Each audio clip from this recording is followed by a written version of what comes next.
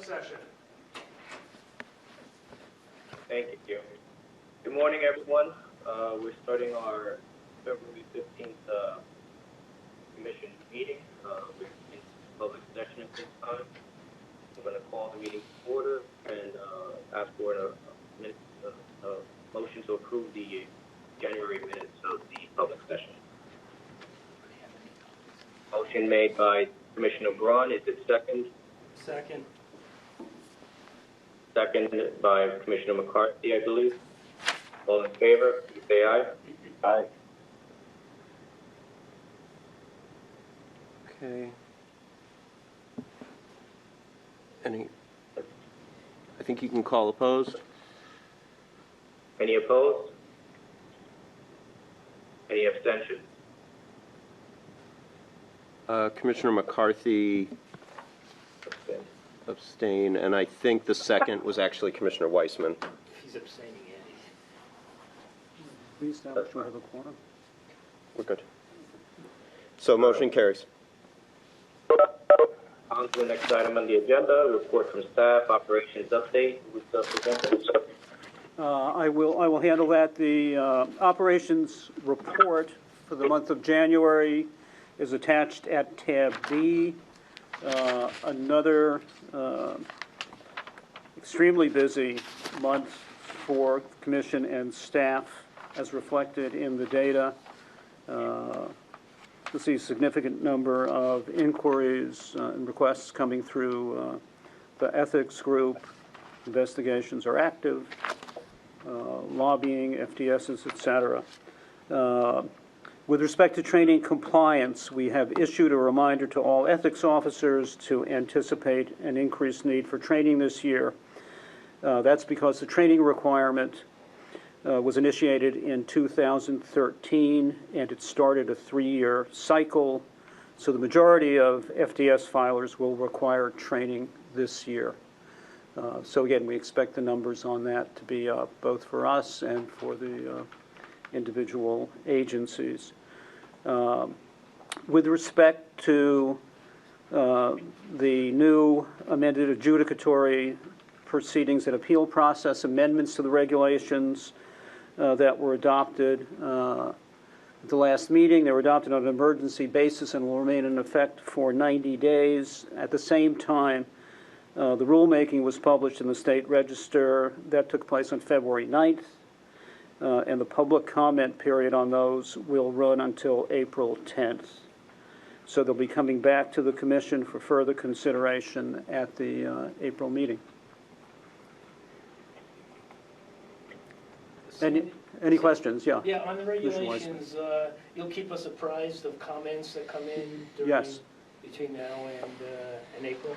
Absolutely. Okay, thank you very much. Of course. Yes, we'll provide those.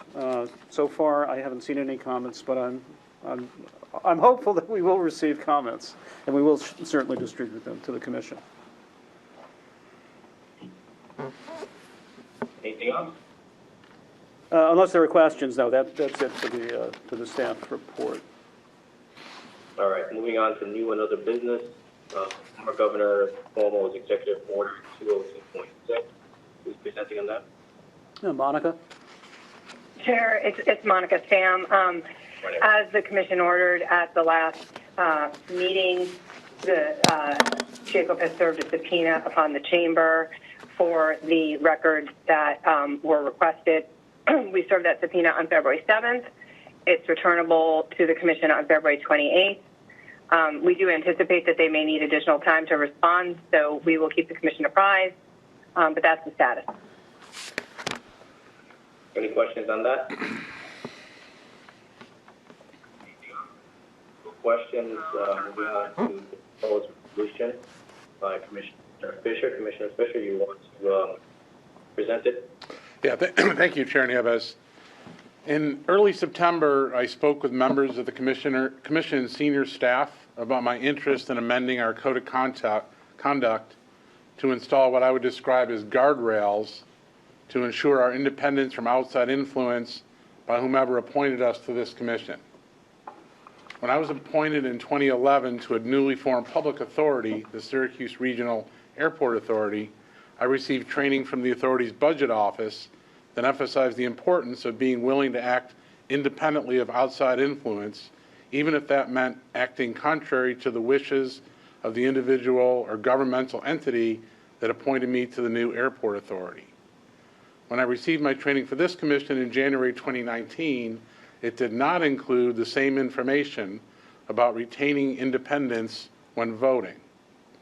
Although we are not a public authority, I believe it is just as important for us to act without improper or undue influence as it is for those appointed to public authorities.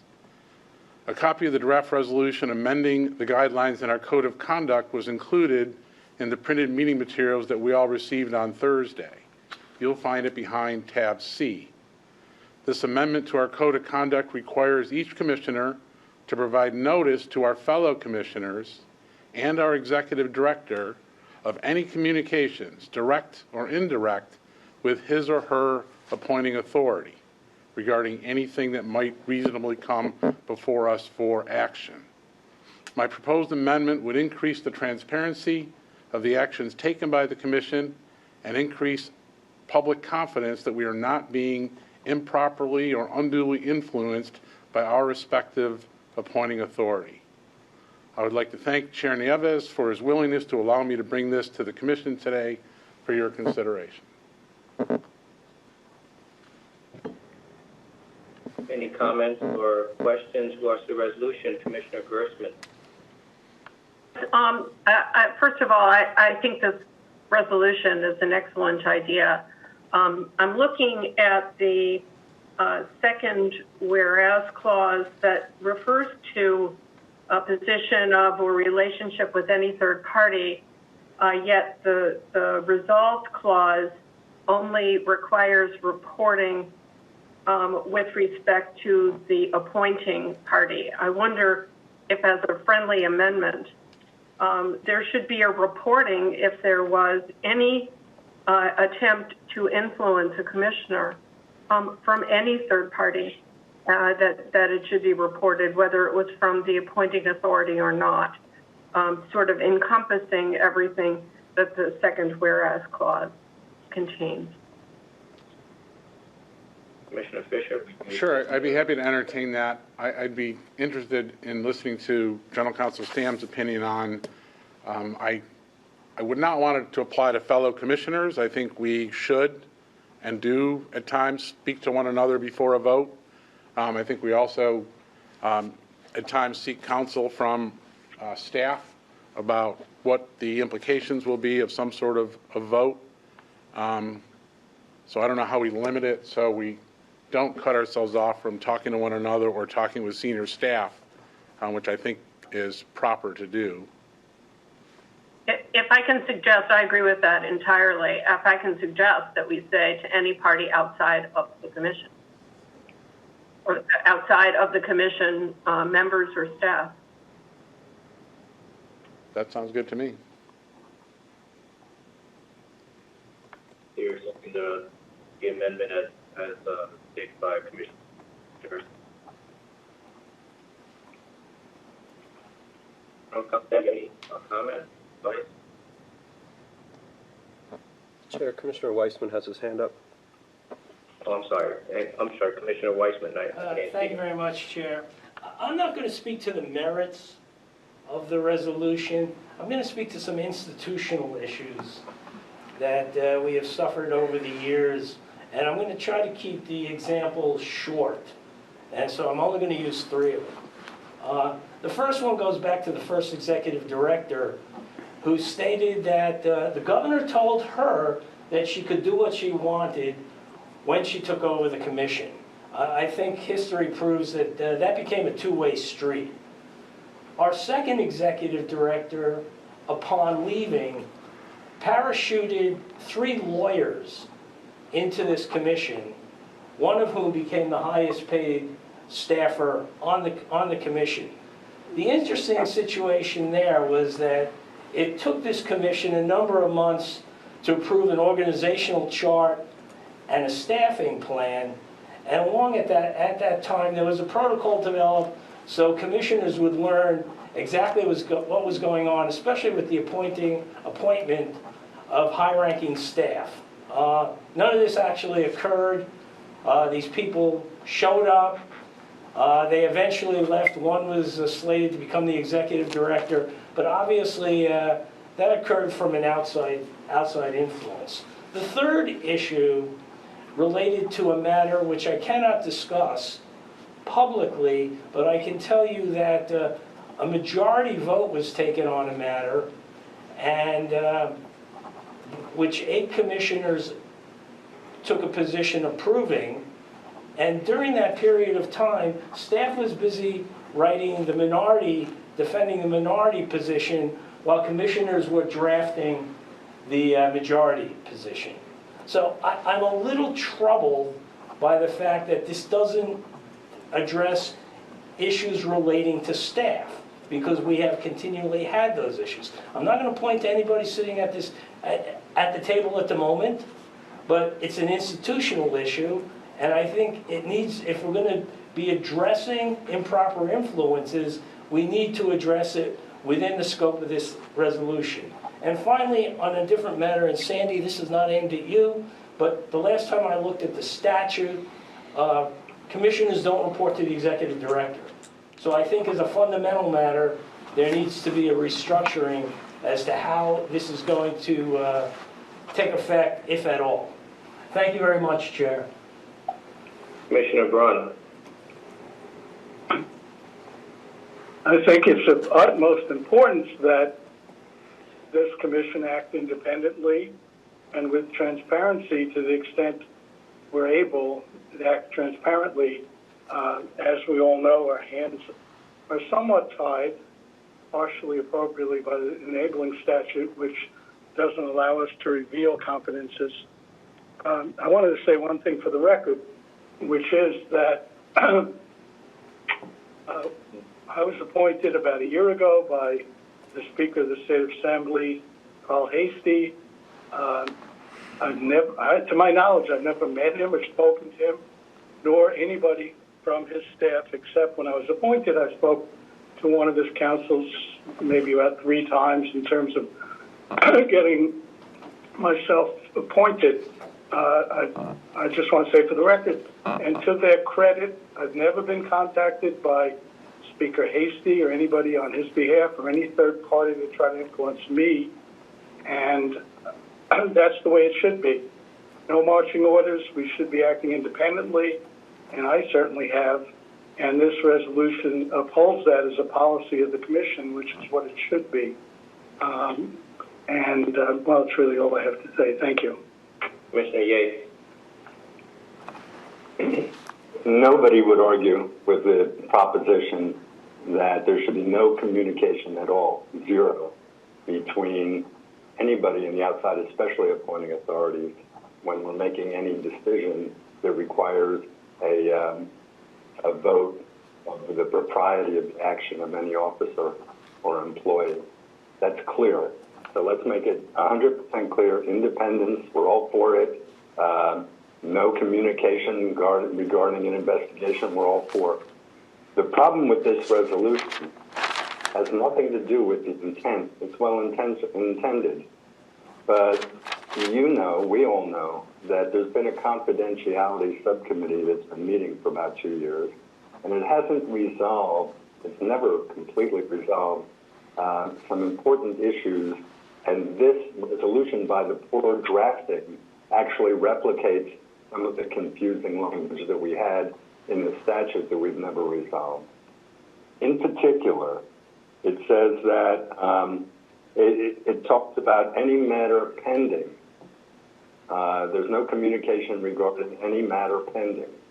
There's been a dispute in the Confidentiality Committee about how broad that is. Does that confine itself to Subdivision 13, where we're investigating wrongdoing and there's a 15-day letter and a full substantial basis vote?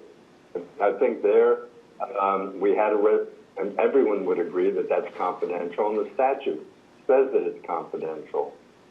But there have been other people who have read other information in 9A to be broader than just confidential investigative materials. They've read it to include any other information we receive, I'll give you a prime example. When the Inspector General made a farce out of the leak investigation, the Inspector General sent a letter to us. It was baloney about the investigation. But we sat on it for a while and never shared it with the public because it was, quote, other information that we had received. It had nothing to do with an investigation under 13. It had nothing to do with our powers to look into conflict of interest or failure to file. It was just another matter that was sent to us. But people interpreted that to broadly include just about anything that was discussed in executive session or any material that we received in response to official communications. So we've never really resolved what is confidential and what isn't. When you use the language, confidentiality applies to other information regarding a pending matter. And this poorly drafted resolution picks that up. We don't know now whether this says notice if you're going to disclose confidential material from a subdivision 13 investigation, or if it goes beyond that and says give notice if you're going to talk to people outside the commission about anything at all that comes up in an executive session. And oddly enough, because of that ambiguity, this does the reverse of what Commissioner Fisher intends to do. Because we voted recently at the last meeting to say that other information that's not related to a pending investigation, but that comes up in an executive session, could only be divulged by a majority vote of the commission. We did say, yes, you can divulge things by majority vote of the commission, but we didn't. We were clear that an individual commissioner can't go off rogue and disclose confidential material without a majority vote of the commission. But if you read this language says all you have to do is give notice. And then a rogue commissioner could go ahead and say, okay, I let the executive director know I'm doing it, and now I'm talking to the newspapers or my appointing authority. Let's be clear. You should never, ever, ever have a conversation with your appointing authority or anybody outside the commission or any other person in public office regarding an investigation. But there are other matters that we've talked about recently. I think in one of our meetings recently, the question was raised if there are going to be amendments to the Jacob statute. Are the members or the staff available to give guidance, explanation, or even suggestions to legislators? I don't know how this reads now. Does that mean that we as commissioners can't talk to anybody outside the commission about what we think would be a helpful change in the rules or the legislation? So it's flawed in both ways. Number one, it seems to overreach because it bars any kind of conversation outside, even if it's unrelated to an investigation. And at the same time, it underreaches because it allows a rogue commissioner to go out and to give notice and divulge matters and without the majority vote of the commission. So it's a two-edged sword that is doubly flawed on both edges. And then the last thing that I'll point out, just because it's poorly drafted, is what does it mean appointing authority? Commissioner Fisher, I don't know who your appointing authority was. It was Governor Cuomo? Correct. Or does that mean Hochul? We have to be, and does that mean that you can talk to the staff of the appointing authority or the members of the executive department or the legislature? I think not. I think it would be just as wrong for you to talk to the governor's council about a pending matter as it would be to talk to the governor about a pending matter. So, I mean, we can try and fix the basic flaws in this poorly drafted resolution right now on the floor and take another hour doing it, or we can do what we've always done in the past, and that is send it to the confidentiality committee, which I would recommend. Commissioner Fisher. So if I could respond to a couple things there, and thank you, Judge Yates. I wanted to point out that it's not simply matters that are pending. There's an "and" clause there that says I'm pending and I'm looking at the wrong thing, and that may be reasonably expected to be voted on by members. So a number of the things that you mentioned would never come to a vote, and therefore those would not be subject to this resolution whatsoever. And you make a good point about matters that, and who the appointing authority is. And I did ask staff, and their reading of it is that it is the original appointing authority. But I think with the friendly amendment that Commissioner Gerstmann proposed, we've taken care of that. So whether it's the appointing authority or the person now in that office, there's still disclosure required if there's contact about a matter that is reasonably expected to come before the commission for a vote, whether it's the prior governor or the current one or anyone else for that matter. So I think that addresses that. But Bill, the problem with that is using the phrase other information, because if you want to confine it to Section 13 investigations, then you get a unanimous vote here, I would assume. Nobody in their right mind would say, oh yeah, that a member can go out and talk about a confidential investigation under Subdivision 13. Of course not.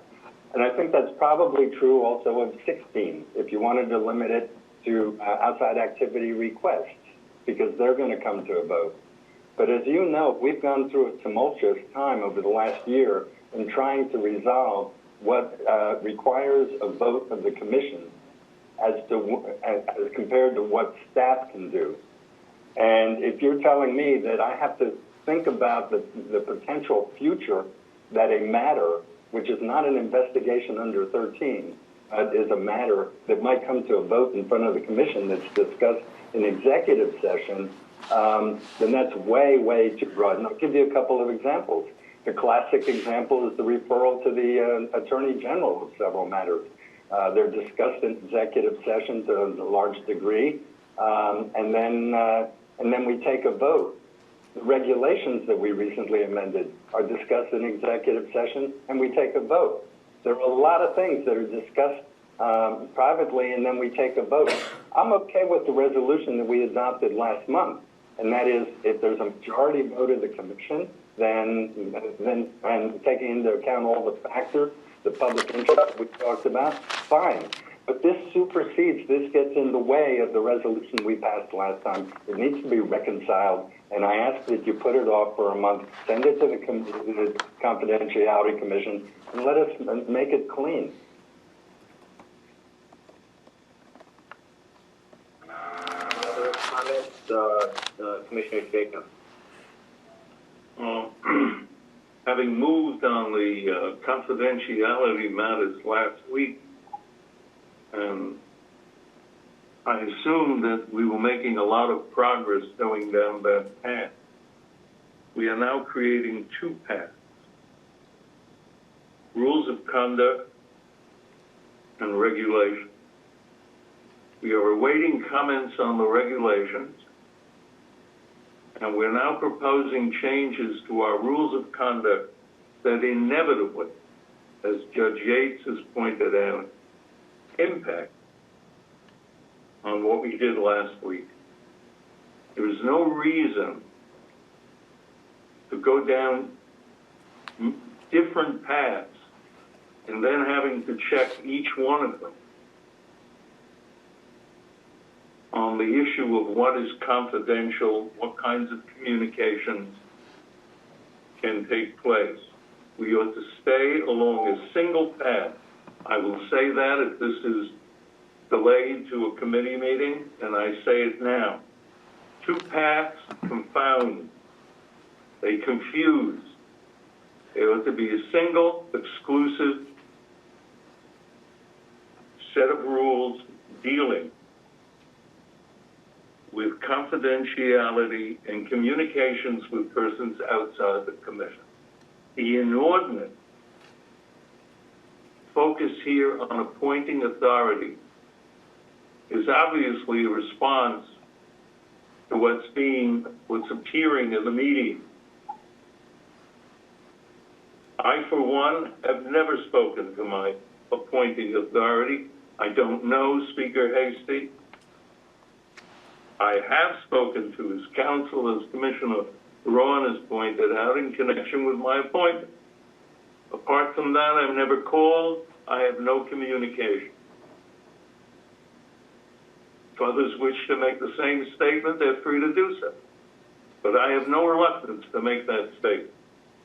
So all this talk out there about appointing authorities, and then we react by creating a confusing second path or second approach to communications with outsiders, to me, makes no sense. I do agree, however, that to the extent there is merit in doing so, I cannot divine what it is at this meeting, but as Commissioner Yates says, let's send this to the Confidentiality Committee and see whether we can derive from Bill's proposal some useful approach to this. Because I do think the notion of not communicating with appointing authorities concerning any matters that arise at this commission needs to be examined, because in some instances there should be nothing wrong with it. We do regs, we do regulations, we do them in public session. On the other hand, we have investigations and other kinds of information. So this is not simple. It's very complex. It belongs in the committee. I wish it were raised 10 years ago when I came on this commission, when the inordinate influence of the chamber on our affairs was actually taking place.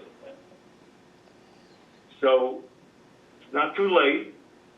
Let's go to committee and see whether there's merit to this proposal, but at the moment I will vote against. If I could say one last thing, Mr. Chair. Go ahead, Commissioner Yates. I may have said it too quickly, and I don't want it to escape anybody's consciousness. This would seem to permit divulging confidential information by a single rogue commissioner to a newspaper or to an appointing authority merely by giving notice without approval of the full commission. It's a disaster that way. So I think what we have, it does the reverse of what we want. If you're trying to keep commissioners and the commission independent of your appointing authority, you're in fact opening the door to communications here. And it wasn't your intent, Bill, but it sure is bad drafting. I move to table this to the next meeting.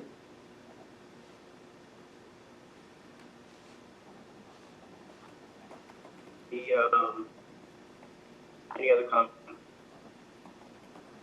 Commissioner McCarthy. I'd like to ask Bill, does this cover that we couldn't discuss matters that are in the public domain, not executive session, not investigations, with our appointing authority? It's already in the public domain. We couldn't discuss that with them? No, it's only matters that are pending and are reasonably anticipated to come to a vote. So it's all about our vote. It's all about things that we vote on, and we all know what we vote on because we have all been part of this commission for at least a year or more. So it's really just those things that we're going to take action on by vote of the commission that is intended to be under the scope of this. Correct. Well, if it's the vote of the commission, if it's on executive session, then there'd be a violation and a misdemeanor if we spoke to them about that right off the bat. If it was an investigation, that would be a misdemeanor under 9498 subdivision B. So obviously it only refers to matters of confidential things such we're going to vote on, which if they knew about the executive session agenda, that's a violation by the commissioner talking about that and a misdemeanor. If it's an investigation, that's a misdemeanor. And insofar as being influenced, subdivision 74 of the Public Officers Law, subdivision F, says, which applies to all the members of the commission, an officer or employee of the state agency, a member or the legislature or legislative employee should not by his or her conduct give reasonable basis for the impression that any person can improperly influence him or her or unduly enjoy his or her favor in the performance of his or her official duties. That would seem to cover any influence by anybody. It's already there. I'm fully supportive of your resolution, but I think it's effectively covered. And if you only limit it to the appointing authority, I was appointed by the Assembly Minority Leader. I could call up the Senate Minority Leader and talk to him or her. And you were appointed by the governor, you could call up the Lieutenant Governor and speak to him or her. What I'm basically saying is I applaud your proposed conduct, but in our own ethics conduct that we have right now, confidential information is covering that as well. I just think it's sufficiently covered by everything we've already got. Because if we're talking to them about something in executive session, it's a misdemeanor. If you're talking about investigations, it's a misdemeanor. And if you acknowledge it, you can talk about things in public domain, then I just think that it's already covered in all the statutes we have. Point of order, I made a motion to table. I don't think there's supposed to be discussion. Correct. All right. Well, I'll give a second. Commissioner Gates' motion. Who was the second? Commissioner DePiero. Commissioner DePiero seconded. And all in favor of the motion on the table?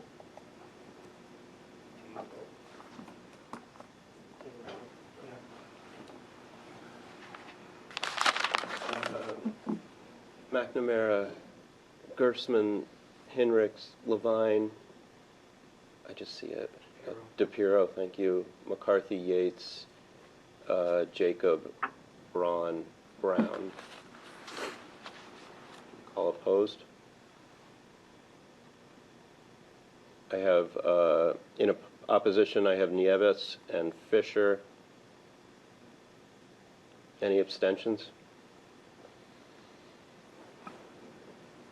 Sorry, so the motion is being tabled until further consideration in the confidentiality.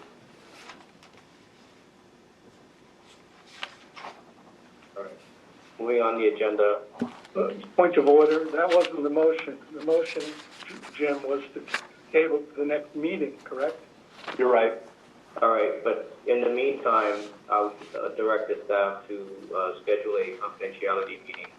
Good. That's the motion, so that we have a something that we can actually agree on the next meeting. Commissioner Gersten.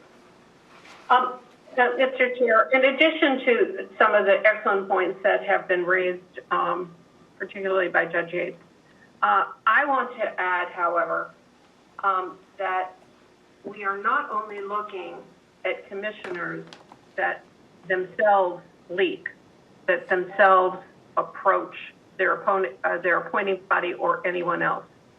I think that there should be some duty to share with other commissioners, whether that includes staff as well, that's up to the committee to decide. But I think that there should be a sharing with the other commissioners when an approach is made.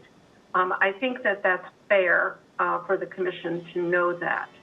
I also am hoping that whichever committee is considering this will also consider influence brought to bear on staff, as I think was alluded to, if not exactly raised by Commissioner Weiss. Commissioner Jacob. Yeah, I would just comment on Commissioner Gerstman's last point. When we interviewed the former executive director, Seth Agata, we asked him about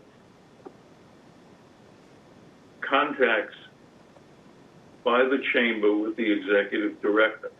He undertook to maintain a log of all such contacts. This was previously mentioned at a commission meeting. I'm not sure you were at that meeting. So I mention it again.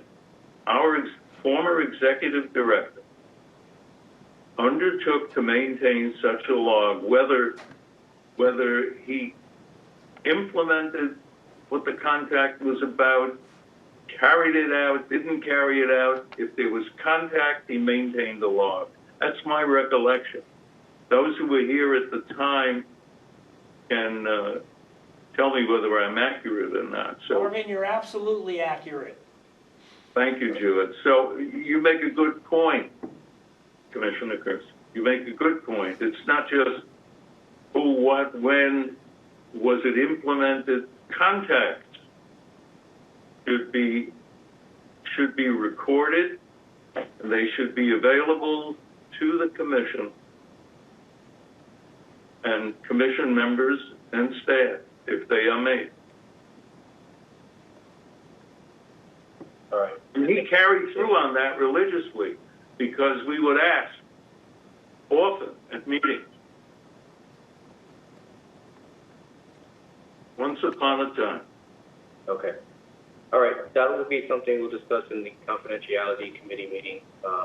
Make sure we have the points that we have to cover.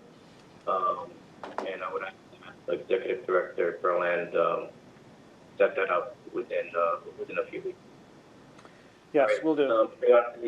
Moving on to the next item on the agenda, moving into executive session, pursuant to Executive Rule 9419B. Make a motion to move into executive session. Mr. Chairman, Yes, Commissioner Vine. I have several items I'd like to address in the public session. First, the commission voted not once but twice to refer for a criminal investigation to the Attorney General, the leak that occurred at the meeting of January 2019. I would like to renew my inquiry. Has any member of our staff been interviewed by the Office of Attorney General in connection with this investigation?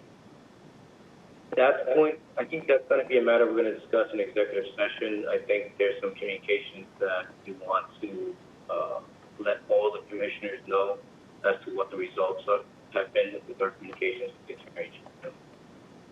If you would, Now, further, Mr. Chairman, if I may go to a second item. We voted months ago to conduct an internal investigation of the circumstances in connection with the approval of Governor Cuomo's book publishing venture. Has that investigation commenced?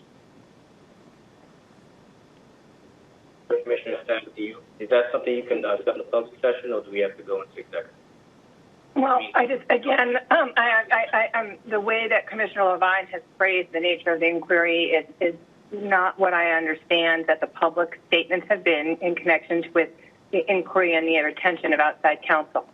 However, the contract with outside counsel, to which I believe Commissioner Levine is referencing, has been approved by the Comptroller's Office, and we are expecting to have a meeting with outside counsel later this week to get them started on their legal services. Okay. Next, do you have another point, Commissioner Levine?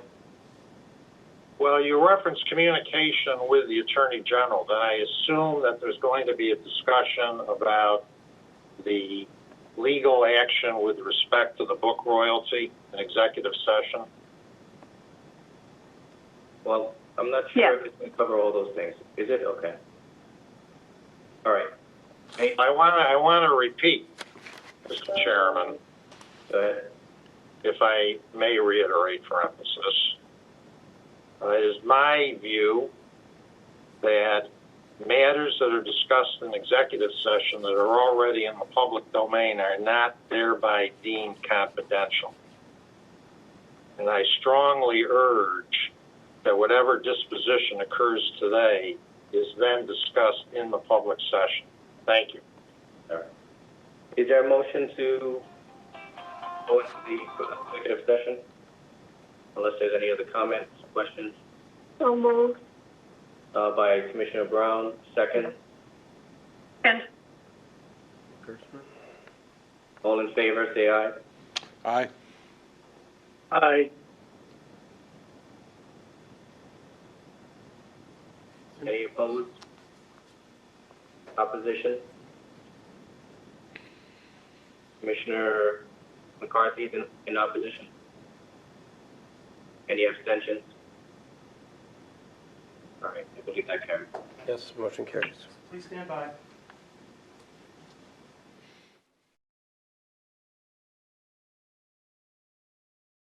When those athletes miss, it's awful. We are back in public session. Mr. Chairman, Go ahead. thank you very much. I renew the question that I posed several hours ago in the first segment of the public discussion. Has any member of the commission staff been contacted by the Office of Attorney General with respect to the criminal referral that was made by the commission in regard to the leak of January 2019?